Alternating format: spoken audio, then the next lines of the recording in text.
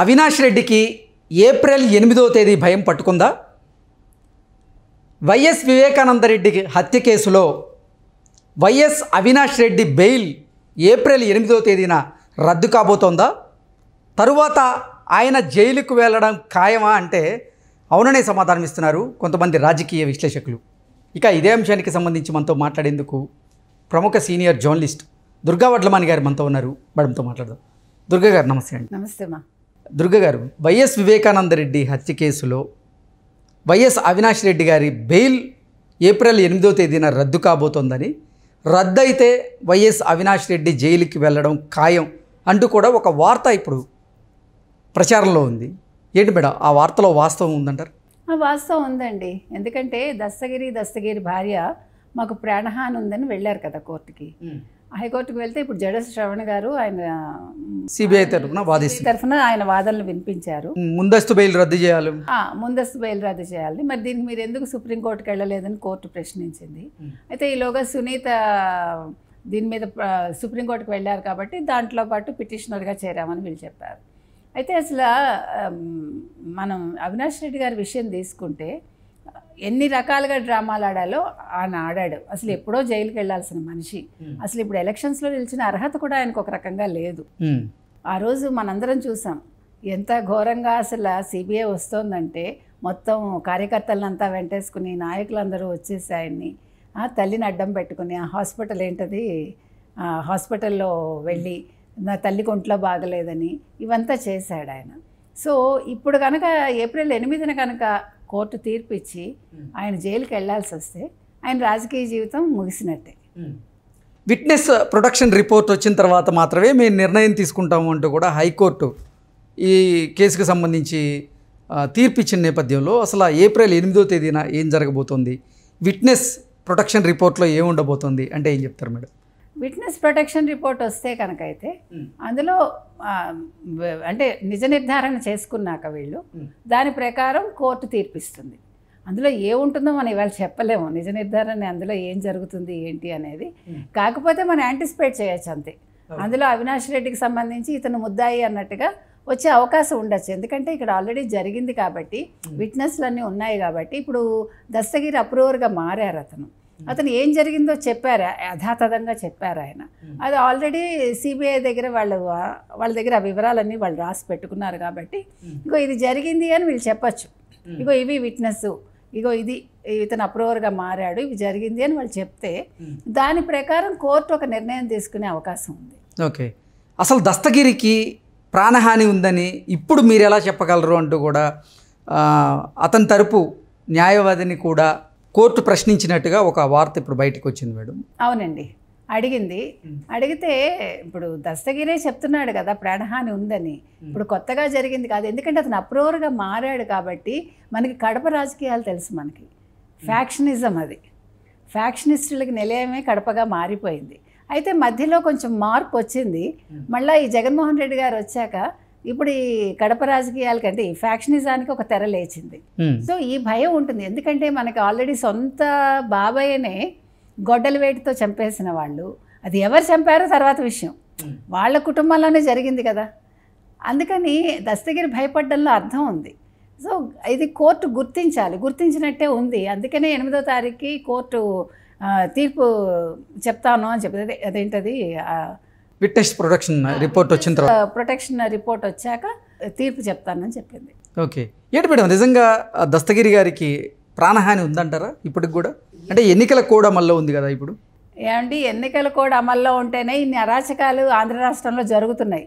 ఒక పక్క వాలంటీర్స్ వ్యవస్థ మీదే మనం చూస్తున్నాము. ఎన్ని రకాల కథనాలు, ఎన్ని రకాల నాటకాలు, డ్రామాలు. ఇవాళ నిన్న 85 ఏళ్ళ వృద్ధుల్ని మిట్ట మధ్యాహ్నం ఎండలో గ్రామ సచివాలయాలకు తీసుకెళ్ళి మంచం మీద ఎవడన్నా పట్టుకెళ్తాడండి? ఒక గొడుగు పెట్టి నువ్వు అంతగా అయితే ఆటోలో తీసుకెళ్ళు, నిజంగా నువ్వు చూపించదలుచుకుంటే. అంటే ఇది ఒక డ్రామా కదా. ఒక లేవలేని వృద్ధుడిని నువ్వెందుకు తీసుకొస్తున్నావు? ఏం చెప్పింది కోర్టు? లేవలేని వృద్ధుల్ని తీసుకురమ్మని చెప్పలేదు. సాధ్యమైనంత బట్టికి వీలైన వాళ్ళని గ్రామ సచివాలయాలకి రమ్మంది. లేదంటే ప్రభుత్వ ఉద్యోగులు వెళ్ళి ఇంటికి వెళ్ళి పంపిణీ చేయమంది. లేదు ఆన్లైన్లో వేయమంది. ఆన్లైన్లో వేయలేరండి. మన ఏ యుగంలో ఉన్నాం మనం? 2020 దాటిపోయాం మనం. ఇంత అప్డేట్ అయ్యి మనం ఇంత టెక్నాలజీ ఇంత పెరిగాక జగన్మోహన్ రెడ్డికి తెలియదండి. అంటే ఇవన్నీ చేసిన వాళ్ళు, మనకి నిన్న మనం డ్రగ్స్ కంటైనర్ అంత పెద్దది వచ్చింది, ఆ కేసు ఏమైందో తెలియదు. ఓ పక్క ఎంతోమంది మీద ఎన్నో రకాల అరాచకాలు జరుగుతున్నాయి, ఎంతోమంది అమ్మాయిలు మిస్ అయ్యారు వాలంటీర్స్ వల్ల అని చెప్పారు. సరే, ఇవన్నీ నిజాలు అబద్ధాలు పక్కకి పెడితే ఇప్పుడు ఆంధ్రప్రదేశ్ అయితే చాలా అల్లకల్లోలంగానే ఉంది కదా రాజకీయంగా కానీ ఏ రకంగా చూసుకున్నా. మరి ఒక దస్తగిరి అనేవాడి ప్రాణానికి హాని ఉండకపోతే ఏం జరుగుతుందండి అక్కడ?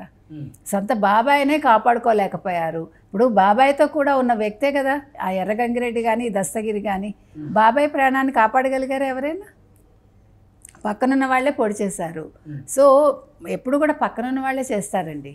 కాబట్టి దస్తగిరి ప్రాణానికి డెఫినెట్గా హాని ఉంది. ఓకే, ఒకవేళ కనుక ఏప్రిల్ 8వ తేదీన వైఎస్ అవినాష్ రెడ్డి గారి బెయిల్ రద్దు అయితే తర్వాత సమీకరణాలు ఏ రకంగా ఉండబోతున్నాయి కడపలో అంటే ఏం చెప్తారు? ఇంకా సమీకరణాలు ఏముంది, వన్ వేనే.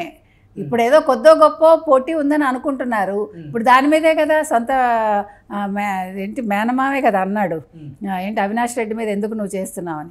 ఇక్కడ రెండు రకాలండి. ఇప్పుడు అవినాష్ రెడ్డిని ఎందుకు వ్యతిరేకిస్తున్నారు? ఆ రోజు వివేకానంద రెడ్డి ఏం చెప్పారండి అంటే, మన కుటుంబం, మన వైఎస్ జగన్మోహన్ అంటే ఈ రాజారెడ్డి కుటుంబంలో కూడా మీకు తెలుసు రెండు రకాలు ఉన్నాయి. సో మన ఫ్యామిలీ వాళ్ళే రాజకీయాల్లో ఉండాలి, పులివెందుల మనది, కావాలంటే జమ్మల మడక్కి మీరు అవినాష్ని పంపించండి, బికాజ్ బ్లడ్ వేరే కాబట్టి. మీకు అర్థమైంది కదా, అది వాళ్ళలో ఉంది. అది అందుకని ఒకవేళ అవినాష్ రెడ్డి కనుక జైలుకి వెళ్తే ఈవిడికి నల్లేరు మీద నడకే. ఎవరికి? షర్మిల గారికి గెలవడం ఖాయం అంటారు. ఖాయం.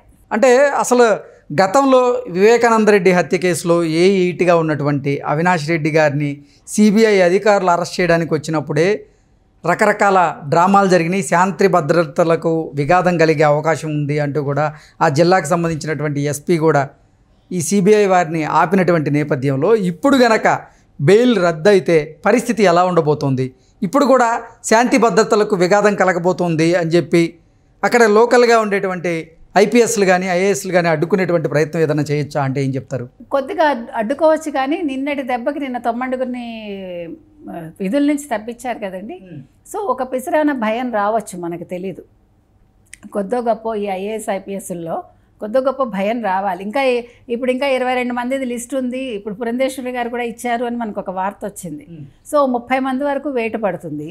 వేటు పడినప్పుడు డెఫినెట్గా వాళ్ళలో కొంచెమైనా భయం ఉండాలి కదా.